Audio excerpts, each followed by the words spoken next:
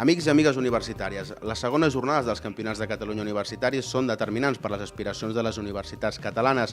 El dijous de la setmana passada va ser el torn del futbol sala femení al Poliesportiu Municipal de Bellvitge Sergio Manzano, on es van definir els quadres de semifinals. Van viure 10 partits on els 7 equips participants van posar totes les cartes sobre la taula i on vam veure àmplies golejades, tot i que també vam veure alguns partits molt igualats. Destaquem el partit entre la Universitat de Barcelona i la Universitat Ramon Llull, dos dels favorits per endur-se al campionat, on la Universitat de Barcelona va guanyar per la mínima 1-0 a 2 minuts del final.